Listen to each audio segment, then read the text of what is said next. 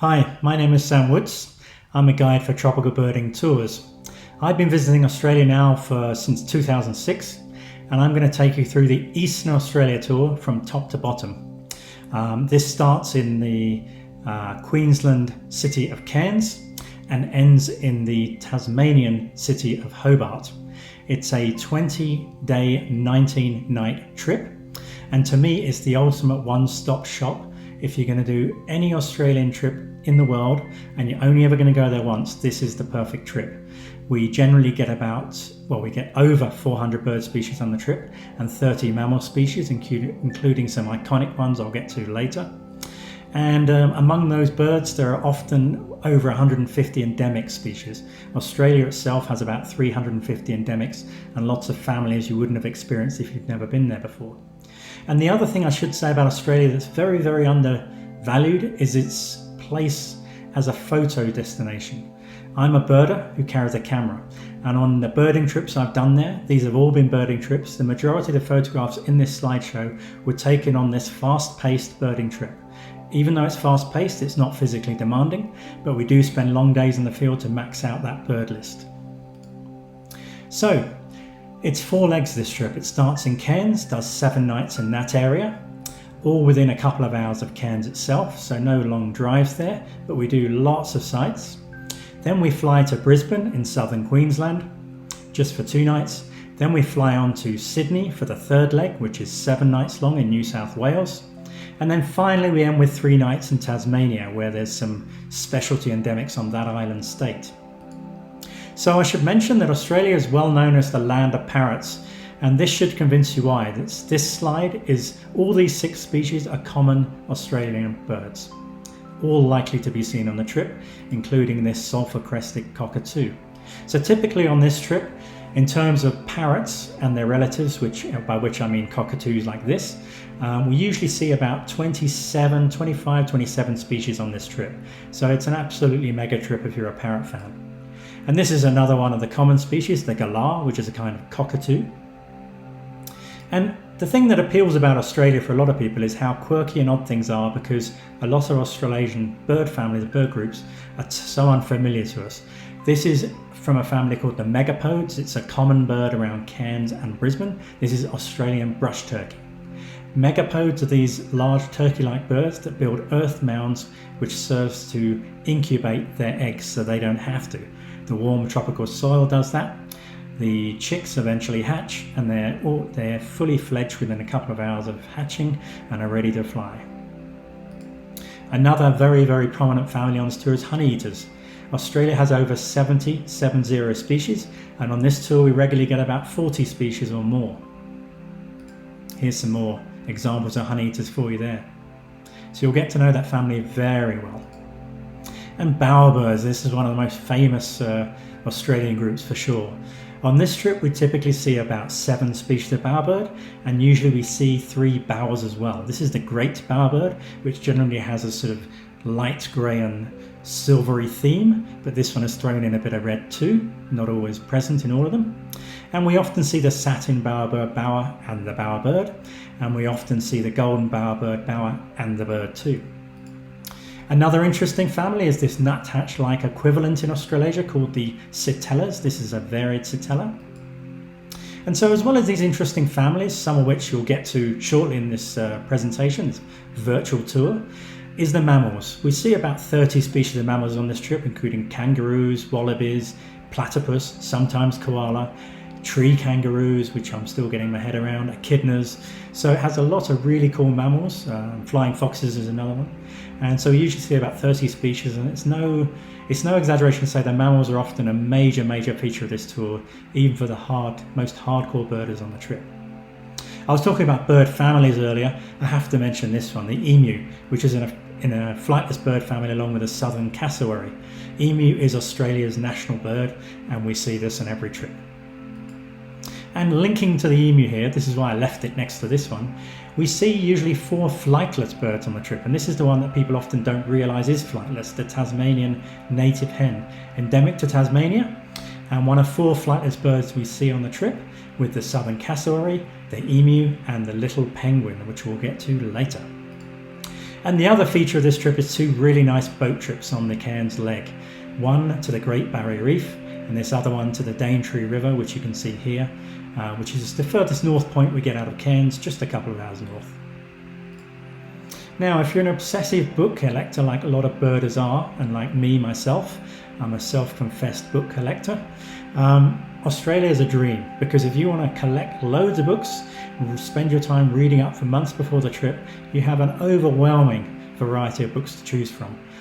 There are probably 5 or 6 bird guides alone just to choose from, and then you've got the mammal guides, the plant guides, butterfly guides, reptile guides, and it goes on and on. So you're going to love this trip if you're a bird book collector. This is just a small section of bird books that you can get.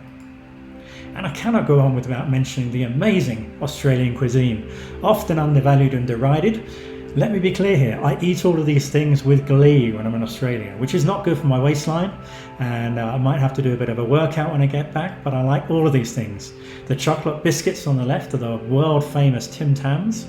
The meat pies on the upper right are a big feature of Australian tours. And then a very controversial item on the bottom right is a yeast extract called Vegemite, a brown gloopy substance that makes toast taste better every breakfast. I highly recommend you trying them.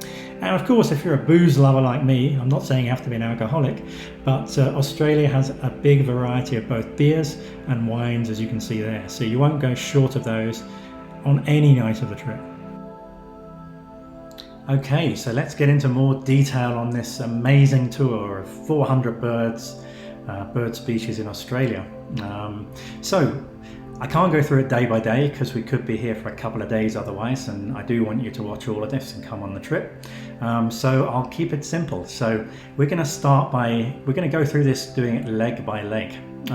So the first leg of the trip is out of northeast Queensland, Cairns. So we actually start in Cairns, and the first day of the trip we start birding right around Cairns itself, which is an amazing birding area. So the next section is just going to be the Cairns Leg, which is a 7-night leg. All of the birding around here is within a couple of hours drive of Cairns, so within 100 miles of Cairns. So we're not doing any great distances, but we're doing a multitude of sites. And there's so many sites you can do from year to year, and sometimes they vary a little bit, but I'll give you a kind of an overview of what we do there. So this is kind of the principal sites on the Cairns Leg, that 7-night wet tropics part of northeast Queensland. So this tropical part of Queensland, here are some of the main places we go to. As I say, the furthest north there, Daintree, is only about a couple of hours from Cairns. And I should also point out the Great Barrier Reef there, because we do a boat trip on the Great Barrier Reef. And the other boat trip we do is in the northernmost part on the Daintree for a couple of hours one morning. So that's kind of a cool thing to point out. So we start off in Cairns, where we just basically pick up all these common birds, which if you've never been to this continent and this country are often going to be new. This is one of the most familiar birds in Australia, a really cool bird. It's in the fantail family, but it's called Willy Wagtail kind of deceptively. So it's been renamed by some people, controversially, as Willy Fantail, which bugs a lot of Australians because they always known it as Willy Wagtail. It would be not like renaming the American robin. You just don't mess with that. So another Cairns species you can often see around Cairns is the bush thickney. And one thing I should point out about Cairns and this trip in general is there's an enormous variety of habitats. The Australia feels like, from picture books, it's Ayers Rock, very dry, and that's the whole of Australia. And indeed, big chunks of Australia are like that. But Cairns is like a microcosm of Australia, or Eastern Australia to say. It has a ton of habitats right nearby. So this Cairns Leg, we do mangroves, we do tidal flats, we do a sandy island where seabirds nest on the Great Barrier Reef. We do mountain forests, which has specialties. We do lowland forest.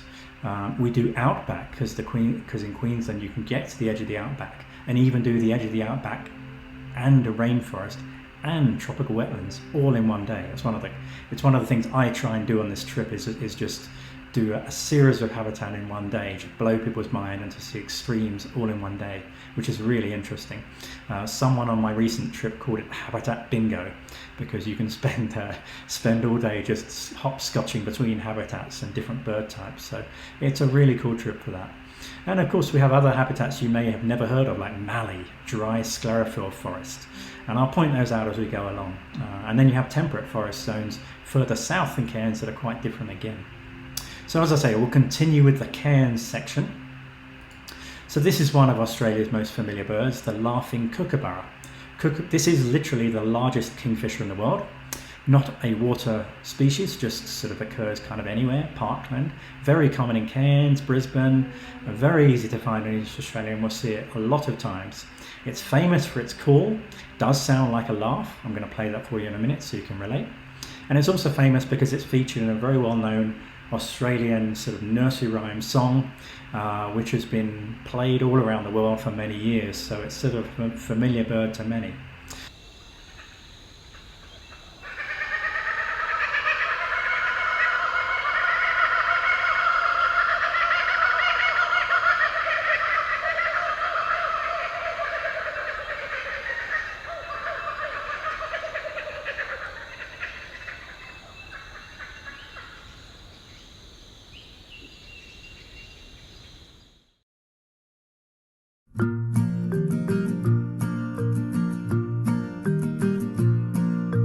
Kookaburra sits in the old gum tree. Merry, merry king of the bush is he. Laugh, Kookaburra, laugh. Kookaburra, gay your life must be.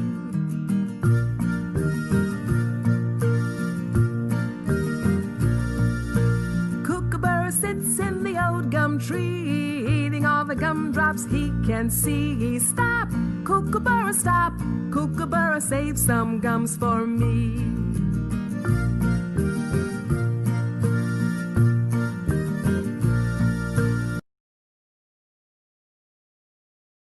And so we're probably going to see that around Cairns. So we're continuing just in Cairns. We can get birds in parklands like double-eyed fig parrot, which is very much a specialty in Australia of the tropical north part. So it's kind of key to this trip. And then crimson finch occurs in other parts of Australia, but in the east it's very localized. So just north of Cairns, we often find flocks of these. So that's kind of the first afternoon we do around Cairns. And then on the second day, because a lot of people are kind of sometimes still suffering from the long journey in, we have a really cool chilled out day where we go about 90 minutes on a boat and we spend almost the entire day on the Great Barrier Reef. We visit this island called Michaelmas Cay, which is an uninhabited sandy island. It's pretty damn small, but it's packed with seabirds. So we visit this, go seabirding in the morning. We get off and get onto the island and stand right next to all these common or brown noddies here you can see, and the sooty terns, which are the dominant species there. But you also get things like brown booby, crested tern, sometimes lesser crested tern, black nape tern, great and lesser frigate birds sometimes. So a whole range of birds, and there's thousands of them, and you're standing right next to them. It's an awesome sight and completely different from any other day of the trip. And then after that we get back on board, we have lunch on board, and we take some time relaxing, and those who wish to do so, we go over to a reef and we do some snorkeling there, while others can just hang out on the boat and chill out for the afternoon. So that's the second day done. Now I'm going to talk about not particular days as such, but I'm going to talk about the habitats we cover, because we cover a number of sites in different kind of areas. And we're going to start with highland rainforests. So highland rainforest is, even though it's not that high, we're talking 3,900 feet, about 1,200 meters at the highest point. So no altitude things to worry about there. But even though it seems you haven't gone hugely high, it's significantly cooler than you've been, say, in Cairns, where it's kind of hot and sweaty on the coast. So you get much nicer climate, and you get a different set of birds. And there's about 15 species that are kind of special to this upland forest. Things like golden bowerbird, Maclay's honeyeater, lovely fairy wren typically, Victoria's riflebird, which is a kind of bird of paradise. And another bird you can get there, which you might have noticed on that sign, and Australia has some very, very cool road signs, is the southern cassowary. So this is quite literally our biggest target in the northeast Queensland Cairns leg. And we look for that fairly near Cairns, and we've had a pretty good success rate at finding it. There's some places that it's quite well habituated, so we'll go after that. Here's that Maclay's honeyeater that I mentioned, which is a specialty of this area. And here's that lovely fairy wren. We see about 7 fairy wrens on this trip on a regular basis. It's always one of the favourite groups for the trip, and I totally get it. I mean, they're awesome little birds. sometimes nicknamed the blue wrens because they have a lot of blue involved in them, like this lovely fair wren. And this is actually the trickiest of them. It's the most localized one and a lot less confiding than a lot of the other ones, which are really abundant and really conspicuous. And here's one of the most wanted birds in the Queensland, northeast Queensland Cairns Leg, the golden bowerbird here at its bower. And we have a couple of bowerbirds staked out, so we often know where to find the males. And this is another kind of odd family that you may have never come across before, because it's very much an Australasian family. This is a yellow-breasted boatbill, the family being called boatbills.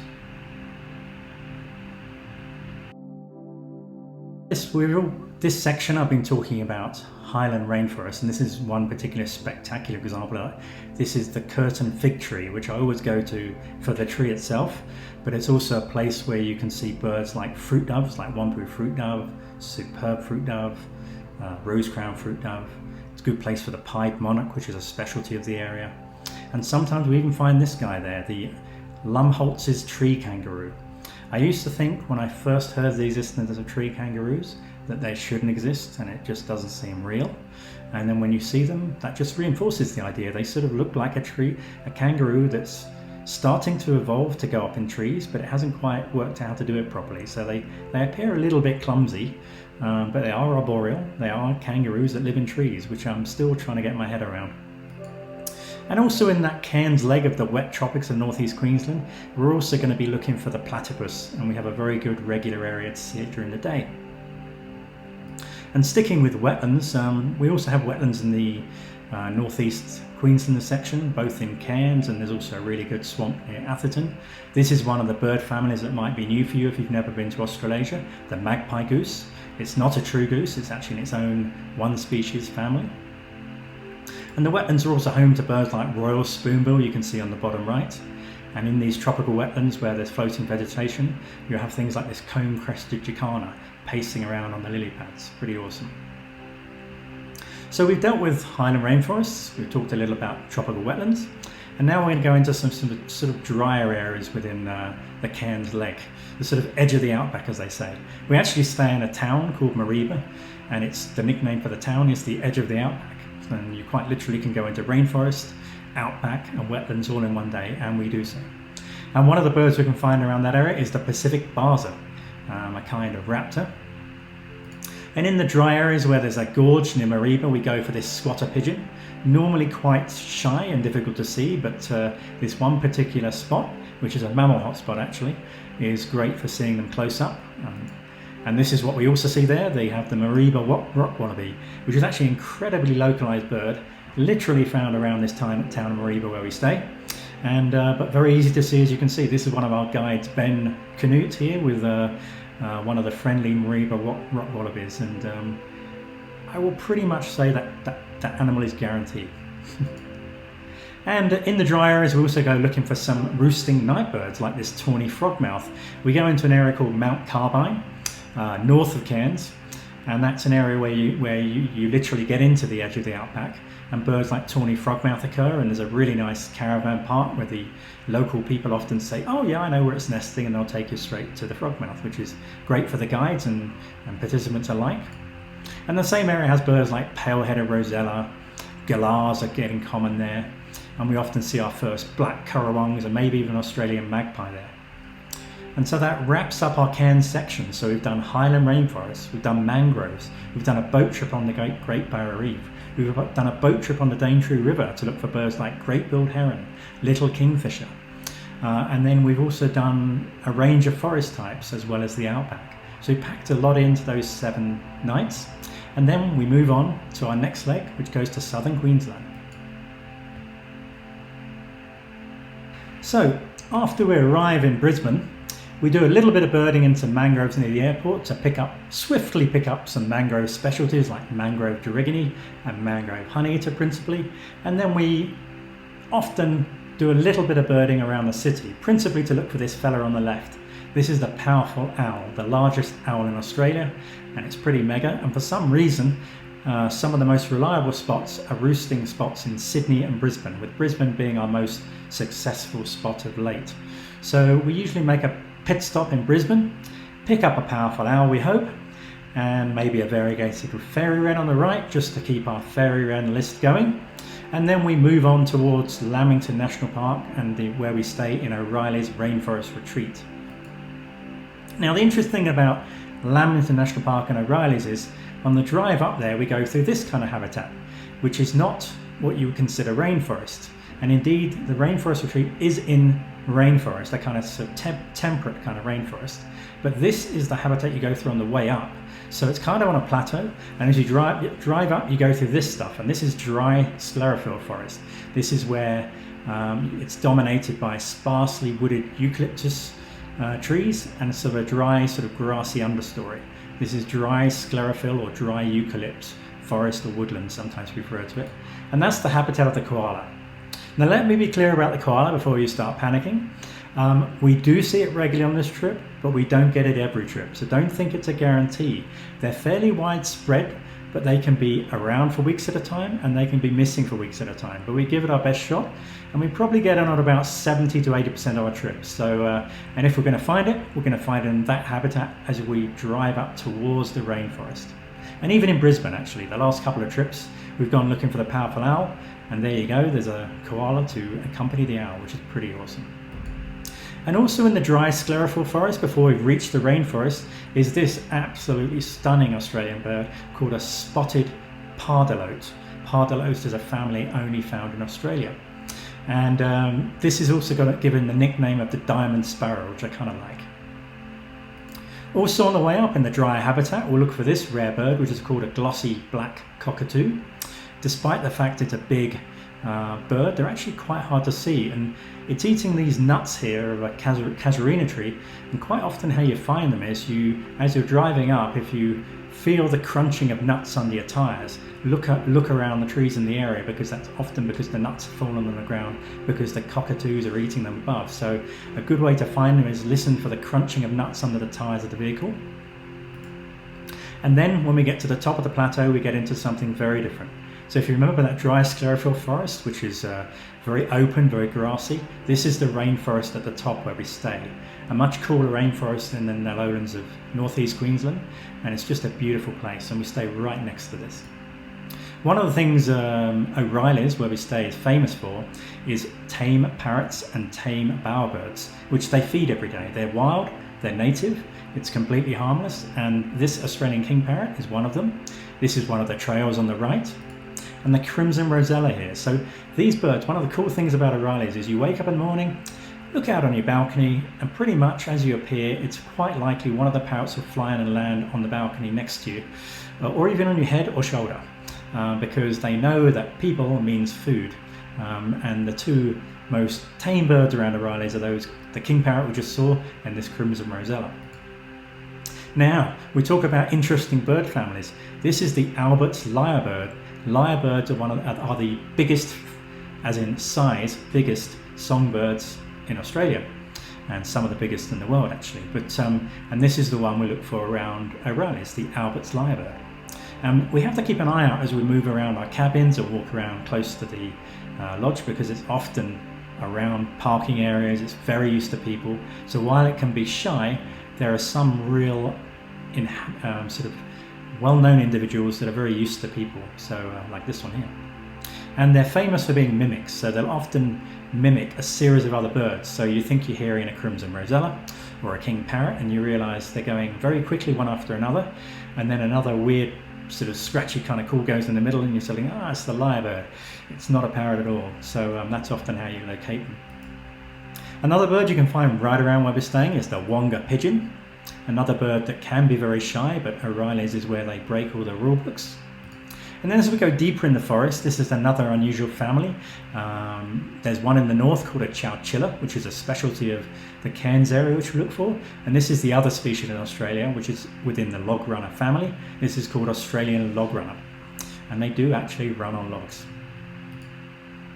And here we have another really classic Australian bird called the eastern whipbird. So this is in a family called whipbirds and wedgebills, which is most likely to be new for people who are new to the continent. And this is a particularly interesting one. If you're wondering why it's called a whipbird, I'm going to let you listen to find out for yourself. So just hold up while we listen to the amazing call of the eastern whipbird, which is a call you can often hear while lying in your bed early in the morning in O'Reilly's in Lamington National Park near Brisbane. So listen up, eastern whipbird.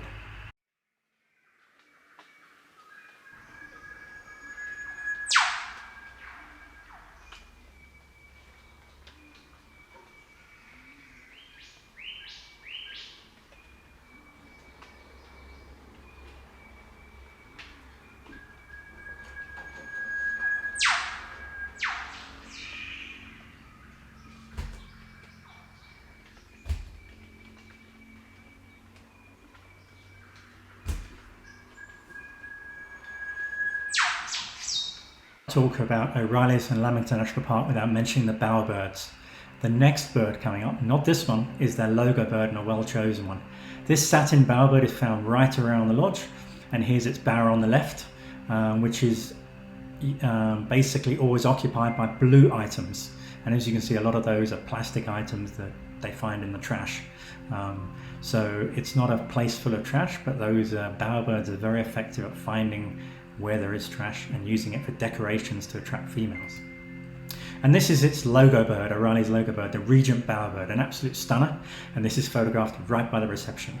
So very easy bird to photograph and see. So always one of the most highly rated birds of the trip, and easy to see why. Interestingly, this bird has green as the theme of its bower, but its bowers are only ever very short term. And I've met many O'Reilly's guides who've never actually seen the bower, so it's interesting. Satin bowerbird, very easy to see the bower itself every trip, but Regent bowerbird, just forget about that. Just enjoy the bird itself, forget the bower. Okay, so we've finished the Brisbane leg. So we've done 2 legs in Queensland, one in the northeast out of Cairns, and then one in Brisbane in southern Queensland. We continue going south from here, so we fly from Brisbane to Sydney, and then we have this long 7-night leg, which has the most driving of the trip. So most of the drives up until this point have all been fairly local, up to 2 hours at the most. This trip we do a steady long drive inland, stopping as we go, actually ending up at the furthest point out near Hay, which you can see on the bottom far left, which is about 10 hours from Sydney. So while this doesn't look like much on a map, we've actually gone quite some distance to get into the inland part of New South Wales, the outback, to go after a very special bird around Hay, which we'll get to shortly. So this leg has a lot of habitats, has a lot of movement, and a lot of new birds. It's one of these things where we do a fair amount of driving, but we're almost always driving within habitat and frequently getting out of the car for new birds, many of which tend to be parrots as we pass from one distinct habitat to another. We usually start just on the outskirts of Sydney, visiting a beautiful valley called the Kapiti Valley, which is one of Sydney's most, or among Sydney cider birders, is one of the most famous spots. Gets loads of nice birds like this crested shrike-tit. Shrike-tit's its own family, so it's probably a new family for many. Some years you get these nomadic wood swallows that move in the area. This is a white-browed wood swallow. When they come in, they are nectar nomads, or blossom nomads they call them. So when there are a lot of blossoming trees, the white-browed wood swallow can come in their hundreds. But when there are no blossoms, they could be tens or even hundreds of miles away. The white-browed wood swallow sometimes mixes in with a masked wood swallow, which is pictured on the lower left, as you can see them mixing in there. The Kapiti Valley is also a good place to look for the bird on the right, the black-chinned honeyeater. And I picture it here with a yellow-plumed honeyeater on the left, which is actually a bird which we look for when we go further inland, when we get into like mallee habitat and more drier habitat inland.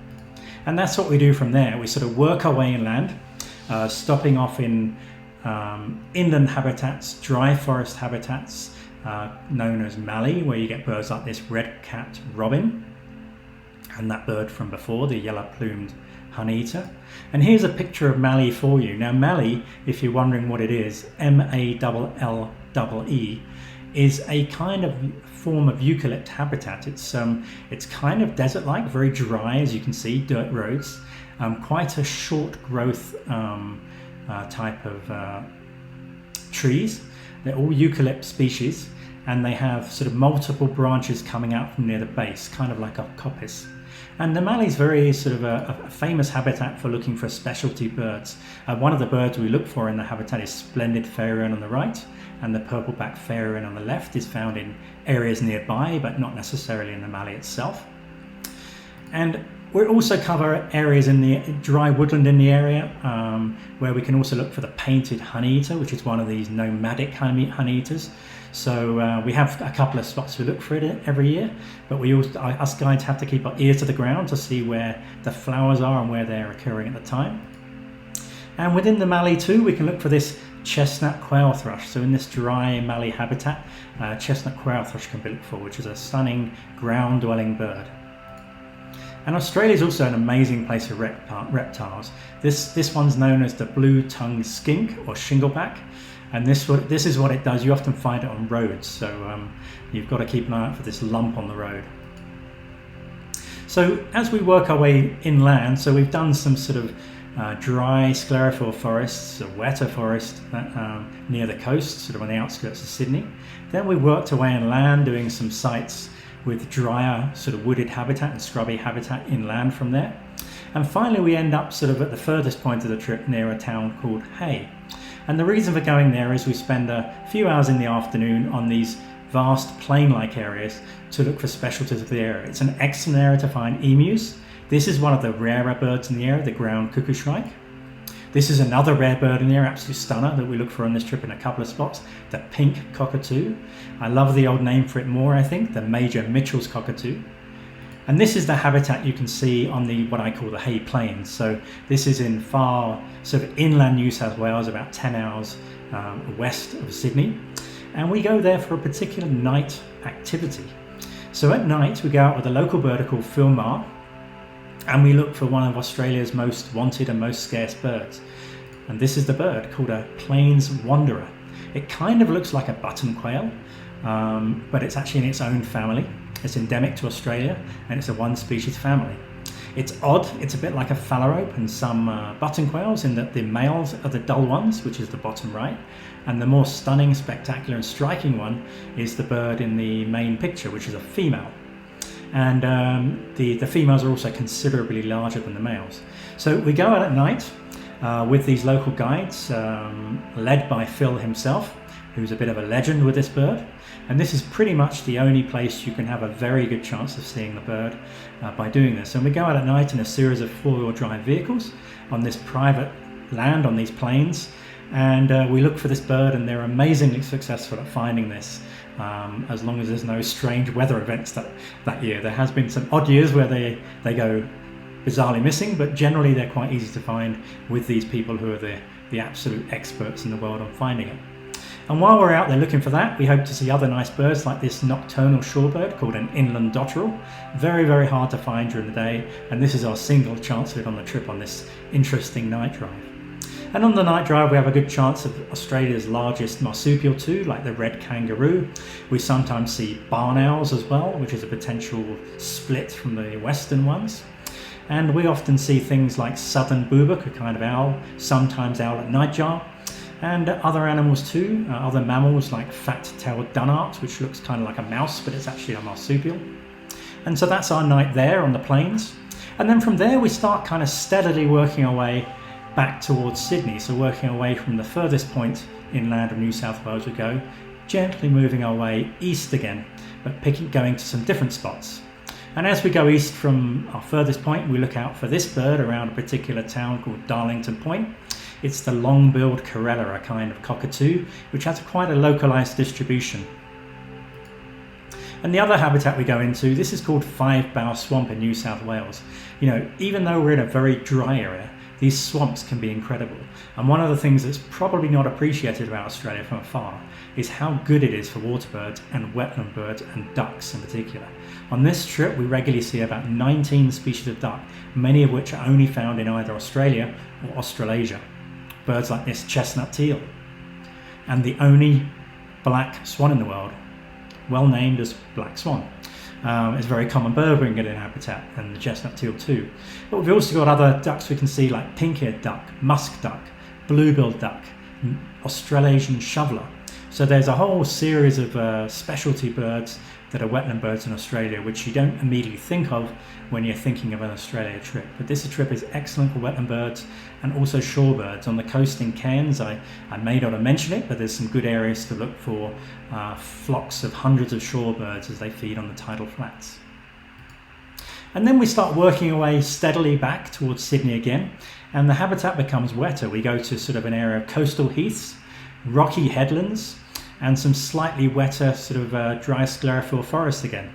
And this is where we might run into one of Australia's bizarre mammals, the short-beaked echidna. It's kind of like an anteater. It's kind of like an anteater's sort of bred with a hedgehog, something like that. But it's actually a kind of, its closest relative is actually the platypus, even though it doesn't look like it.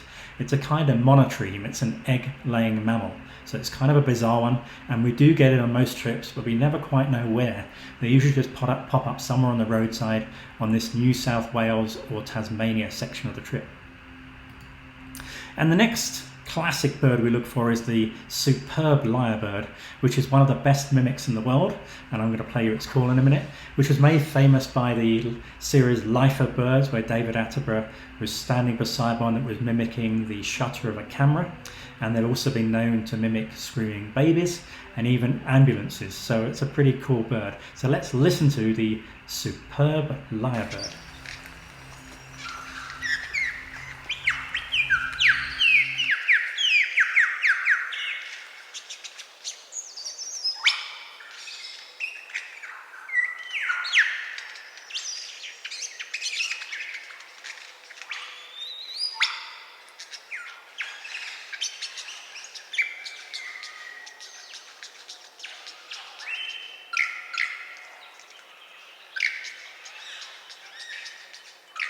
Now wetter, sort of more getting towards the coast of New South Wales again, we have a chance of the common wombat. I actually do a special night drive for people who are interested, and we have a good success rate on that. And when we get really near Sydney, we go to a place called Royal National Park, which has an interesting mix of habitats, including rocky sort of Hawkesbury sandstone outcrops like this, which are home to a New South Wales endemic bird called the rock warbler, pictured on the upper left. This isn't actually a warbler, it's in the same family as scrub wrens and thornbills, the thornbills and allies. And this is very particular to this kind of sandstone around Sydney. It's a very local species.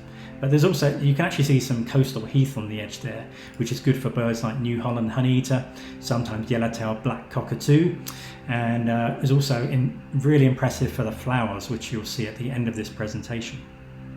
And that wraps up our time in New South Wales. So that's the Sydney to Sydney leg, and then we move on to Tasmania for the final leg. So just when you think you kind of might be running out of life birds and new birds for the trip, we hit you with Tasmania on the last leg, which is a 3-night stay in one place. And we visit these key sort of principal places. Bruny Island, which for me is one of the best days of the trip by far, and loads of feedback has told me that I'm not the only one who thinks that. Eaglehawk Neck, which is an impressive rocky area on the coast of Tasmania. Hobart's the city we stay in. It's a small city by most standards. And then Mount Wellington actually looms over the city and is the highest point of the tour, but really only about 1,200 meters at the point we get to. It's not super high, so about 3,900 feet or so. So not something that you suffer from altitude sickness from, but somewhere you love going up, appreciate the coolness and appreciate the amazing views over the city. So this is a view on Bruny Island. So our first full day on Tasmania, we have 2 full days, we go to Bruny Island, and this is just one of the parts of Bruny Island, which is just superb. Australians absolutely love Tasmania as much as we do, us foreigners, and I can see why. So Tasmania has about 12 species that are endemic, a dozen species endemic, including this green rosella. But it also has a bunch of birds that, so we go after 12 new species in terms of endemics, but we go for over 20 new species in this couple of last days, because there's some birds that kind of migrate to Tasmania, and also some birds that are difficult to get on other parts of our mainland section of the trip. And so we get kind of 20 to 30 new birds on these last couple of days. And the reason why I've got a picture of these flowers here, one of the birds, when we get over to Bruny Island, this is what we're looking for, these white blooms. And if we find those, we might find swift parrot, which is another specialty, an endangered parrot you can find on Bruny Island. And this is one of Tasmania's most famous birds. It's called a 40-spotted pardalote. It's an endangered species, and Bruny Island's an excellent place to find it. And it's doing well on Bruny Island, so we usually find it, but you have to go to very local spots for that. And the other thing that's incredible on Tasmania is the Australasian robins, and particularly Bruny Island. It's not uncommon for us on this day to see 4 species of robin. One of them's endemic, called a dusky robin, and I've chosen to completely leave that out. Yes, it's endemic to Tasmania, but it doesn't rank anywhere near alongside these much more pretty ones in my book. So we often see these 3 species in one day: the scarlet robin, the flame robin, and the pink robin. And so this is just all in one day on Bruny Island, along with the green rosella and swift parrot and things like this Bassian thrush. This is one of the endemic species of Tasmania, the strong-billed honeyeater. And this is one of the birds that's not endemic, but is our only chance of the trip. It's an endangered shorebird called the hooded plover. And this often breeds on a beach, where a nice sandy beach where we go and look for this bird, and along lining the beach with these eucalyptus trees, which when they're in flower, we often get the swift parrot there too. Very scenic, and we often take lunch at that spot. Grab a local pie or sandwich, depending on your preference. And that's our first day on Tasmania done. For our second day, we visit Mount Wellington in the morning. This is looking down from Mount Wellington, looking over Hobart. And you can see in the foreground, we've got a mixture of like forest and then coastal heath on the top of the mountain, where you find birds like this crescent honeyeater. And this is a good day. We tend to go off to Eaglehawk Neck in the afternoon to finish off, to look for Cape Barren goose, which is a specialty. And then we wait on a beach like this, and we wait there until it gets dark. And you're wondering, why would you be doing this on the last night of the tour? And this is, for me, one of the coolest parts of the trip. And again, customer feedback says I'm not wrong. And this is what we're looking for. Little penguin, or blue penguin, or fairy penguin, it's other name. They breed in these burrows right on the sort of roadside part of that beach I showed you. And if you sit there quietly at dusk with your lights off, they waddle up to shore and come into the burrows and walk right beside you. And so this is our kind of ending feature of the trip, seeing penguins waddle ashore on a very beautiful beach in Tasmania. Then we go back to Hobart and we look back on an amazing trip. And so that's the tour. There's a lot to take in, a lot of habitats. It's 20 days, 19 nights, fast-paced, 400 plus bird species, 30 plus mammal species, a ton of habitats, and what I would call the best of Australia. If you're doing just one trip to Australia ever in your life for birds, this is the one to do. Hope you enjoyed it, and if you want to know more, check out our website. If you want to spend more time in Australia, I've also done a virtual tour on the top end, which is the northern part of Australia, which is a 9-day tour, which you can take just before this one to add on a bunch of extra specialties too. So I hope you're convinced. I like Australia a lot. Thank you.